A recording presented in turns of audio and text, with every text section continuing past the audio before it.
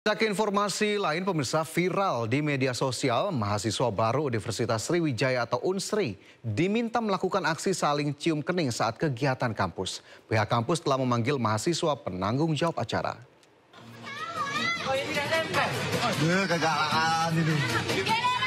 Video mahasiswa baru Universitas Sriwijaya atau Unsri diminta melakukan aksi saling cium kening saat kegiatan kampus viral di media sosial. Peristiwa terjadi pada 20 September lalu dalam rangka penyambutan mahasiswa baru yang digelar Himpunan Mahasiswa Teknologi Pertanian atau Himateta. Atas kejadian tersebut, pihak kampus Unsri membentuk tim investigasi karena kegiatan tersebut izinnya adalah kegiatan bersih-bersih teknologi pertanian. Pihak Fakultas Pertanian, Prodi Teknologi Pertanian juga telah memanggil 15 orang. Selain itu, pihak kampus juga telah membekukan himpunan tersebut selama 1 tahun ke depan. Peristiwa bermula usai kegiatan bersih-bersih yang dilakukan oleh Himateta. Tiba-tiba ada yang spontan memberikan ide untuk ciuman, kemudian direkam dan diposting hingga viral di media sosial. Dan kalau memang ditemukan hal-hal yang melanggar, ya mungkin ada status pelanggaran berat, ya pihak universitas tidak segan-segan nanti akan menjatuhkan sanksi akademik ya kepada pelaku. Pihak kampus masih menelusuri peristiwa ini, sementara mahasiswa yang terlibat akan menerima sanksi mulai dari teguran, pembinaan hingga skorsing. Dari Palembang, Sumatera Selatan, Guntur, iNews melaporkan.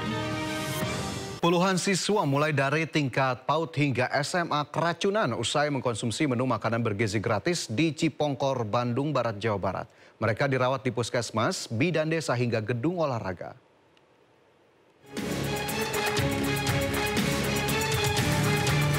Korban keracunan massal dievakuasi ke sebuah gor di Kecamatan Cipongkor, Kabupaten Bandung Barat, Jawa Barat. Peristiwa ini terjadi setelah mereka menyantap makanan bergizi gratis atau MBG di sekolah. Rata-rata mereka mengalami gejala seperti sesak nafas, mual, dan pusing. Para korban merupakan siswa dari berbagai tingkatan pendidikan mulai dari PAUD hingga SMA sederajat. Selain di gor kantor kecamatan, mereka dirawat di puskesmas, bidan desa, dan sebagian dirujuk ke RSUD Cililin. Tercatat ada 75 siswa yang jadi korban keracunan. Hampir semua pada ngerasain gejalanya gitu. Jadi kelihatannya dari itunya sudah lendirian atau gimana ayamnya? Ayamnya anyir. Udah anyir ya? Ya, nasinya gitu juga sama selada yang lain, tomat juga udah kayak pada. Hingga Senin malam jumlah korban terus bertambah. Tenaga medis dari sejumlah puskesmas terdekat pun dikerahkan untuk merawat para korban. Dari Bandung Barat, Jawa Barat, Yono iNews melaporkan. Ya, pemirsa, insiden tak mengenakan terkait menu makan bergizi gratis kembali terjadi. Makanan yang disuguhkan para siswa sekolah dasar di Bangkalan, Jawa Timur ditemukan ulat dan belatung. Tanggal 23 September 2025. Beginilah kondisi menu MBG yang diterima para siswa SDN Bumi Anyar 1, Kecamatan Tanjung Bumi, Kabupaten Bangkalan. Terlihat jelas pada nasi yang disajikan ada belatung yang masih dalam kondisi hidup.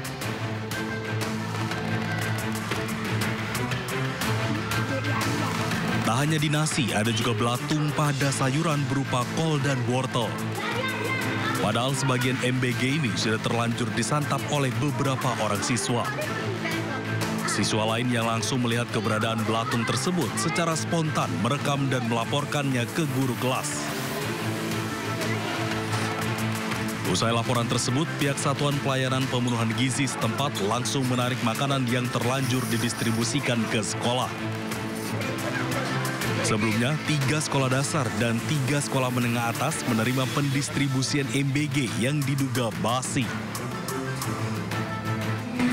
Apabila nanti SPTG yang ditemukan telah mengirimkan menu makanan yang tidak sesuai dengan SOP, misalnya ada ulatnya, basi, dan sebagainya, itu nanti kami pemerintah akan mengirimkan surat kepada PGN untuk melaporkan kejadian-kejadian ini. Pemkab Bangkalan sendiri tidak akan memberi toleransi sepihak SPPG bermasalah dan akan melaporkan berbagai kejadian ini ke Badan Gizi Nasional. Dari Bangkalan, Madura, Jawa Timur, Taufik Syahrawi, iNews melaporkan. Sementara itu, Kabupaten Bandung Barat menetapkan kejadian luar biasa atau KLB akibat banyaknya siswa keracunan MBG. Terkait maraknya kasus keracunan ini, pemerintah didesak menghentikan sementara program MBG dan melakukan evaluasi total.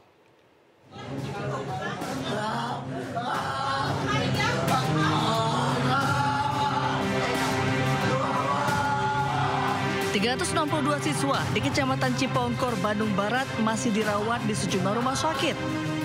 Mereka mengalami keracunan usai menyantap menu makan bergizi gratis.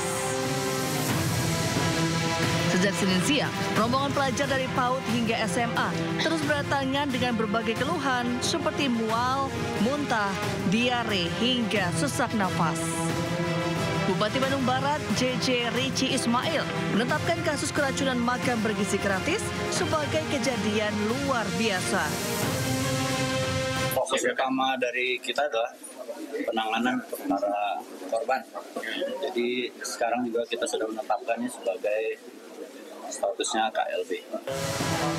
Kasus keracunan terjadi akibat tidak adanya persiapan yang matang dari mulai regulasi, keamanan pangan, perhitungan gizi dan nutrisi, hingga lemahnya monitoring dan evaluasi. Meski sudah mengolah 1 miliar porsi dengan anggaran 335 triliun, hingga saat ini belum ada peraturan presiden soal MBG.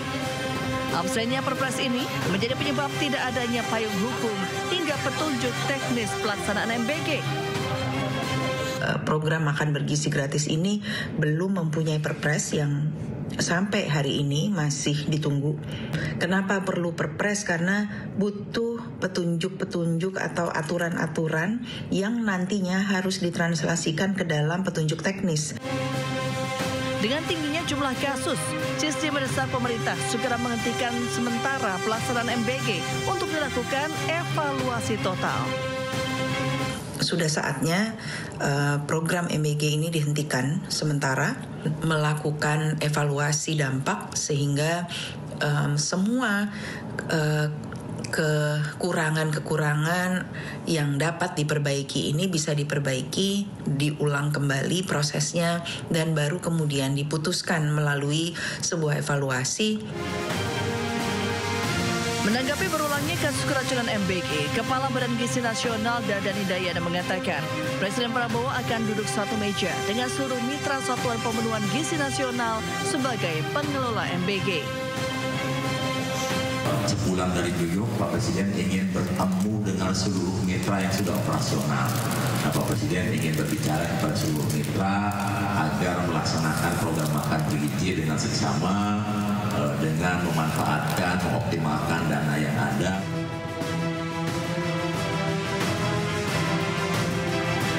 Kasus keracunan akibat MBG bukan yang pertama.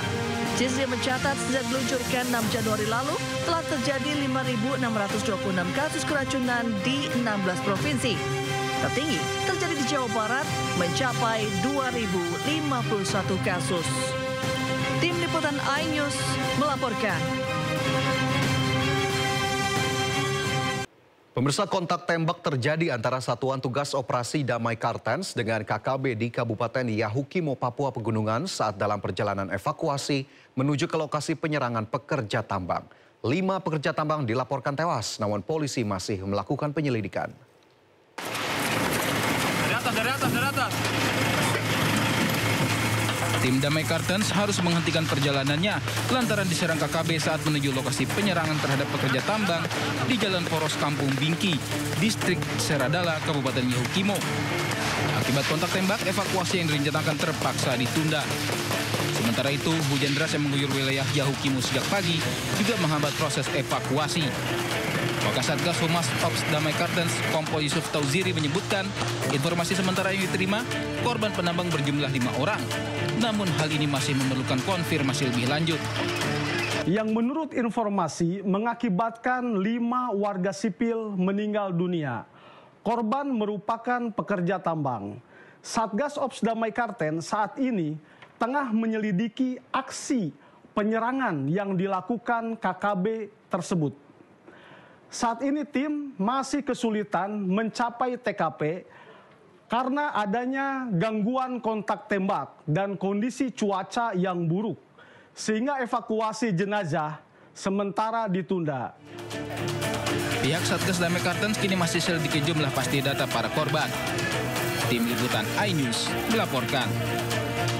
Aparatur sipil negara pemerintah Kota Pariaman, Sumatera Barat menjadi sorotan publik. Bukan karena prestasi, melainkan kedapatan bermain kartu Uno saat jam kerja.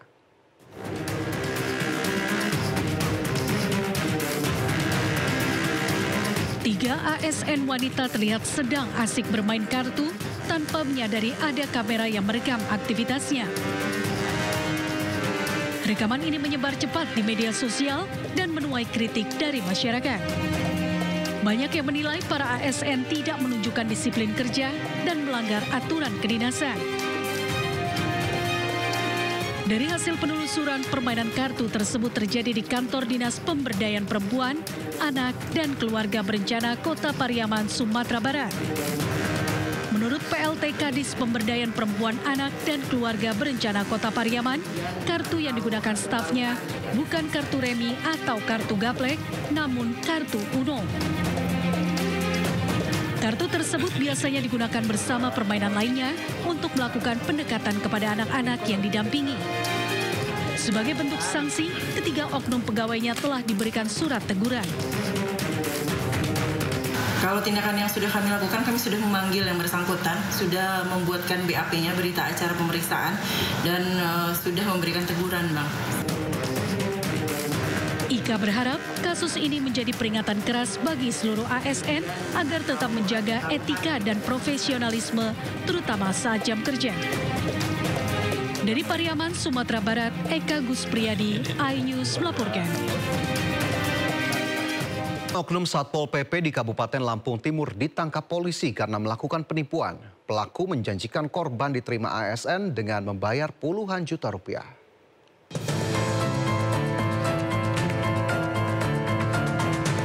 Seorang oknum anggota Satpol PP Kabupaten Lampung Timur Lampung berinisial FM ditangkap usai menipu warga.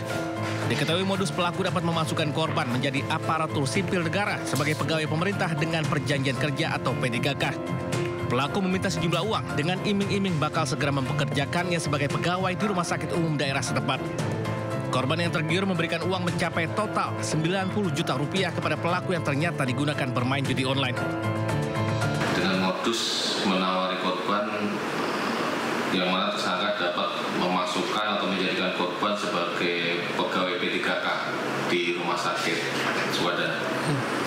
Untuk kerugian korban sendiri berapa? Untuk kerugian korban uang sebesar 90 juta rupiah.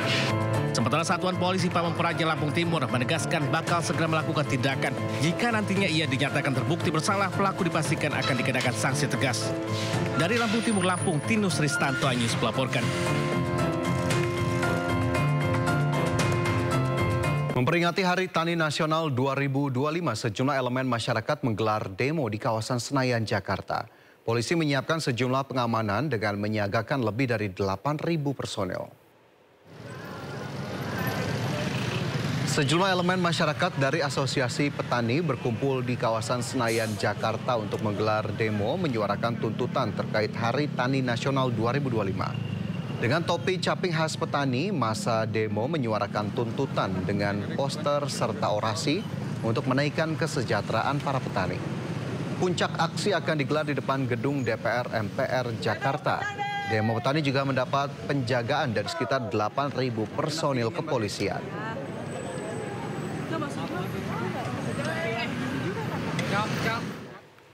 Ya, lantas pemirsa, aspirasi apa saja yang disuarakan para petani dalam aksi hari ini? Langsung saja kita sapa langsung rekan Ismalia Meidasari bersama juru kamera Seto Pretomo di depan gedung DPR MPR Jakarta. Ya, bagaimana suasana demo petani di depan DPR siang hari ini, Ismalia?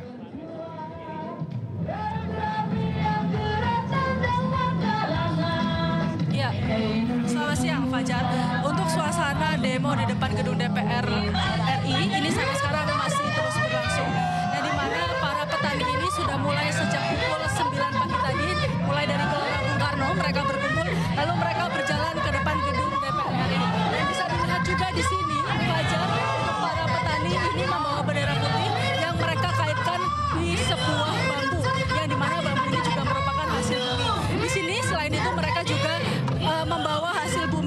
sini bisa dilihat ada kelapa, ada pisang, dan ada banyak sayur-sayuran di sini, Fajar, yang mereka memang bawa dari daerah mereka untuk memperlihatkan kan bahwa Indonesia sebenarnya kaya. Dan tuntutan yang mereka suarakan pada hari ini merupakan reformasi agraria, yang dimana reformasi agraria ini merupakan program pemerintah untuk penanganan agraria supaya lebih tepat sasaran untuk masyarakat kecil seperti nelayan dan juga petani. Dan mereka menginginkan kesejahteraan bagi para petani khususnya. Dan di sini bisa dilihat juga, Fajar, mereka tidak hanya orang dewasa saja yang melakukan aksi demonstrasi pada hari ini, namun juga dari para remaja dan juga pelajar juga mengikuti aksi demonstrasi ini. Mereka membawa angklung dan juga tadi mereka membawakan puisi berisikan tuntutan atau isi hati mereka supaya bisa didengar oleh pemerintah, terutama wakil rakyat yang berada di DPR. Dan untuk suasana di sini memang penjagaan ada sekitar 8.000 lebih personil dari anggota kepolisian, TNI dan Polri, yang dimana di sini untuk di depan gedung DPR Jalan Gatot Subroto menuju ke arah Slip ini ditutup pada saat demonstrasi dan nanti akan dibuka kembali ketika demonstrasi sudah selesai. Fajar. Ya, baik, terima kasih Ismalia Meidasari dan juru kamera Seto Pratomo telah melaporkan langsung dari kawasan gedung DPR MPR Jakarta. Selamat bertugas kembali.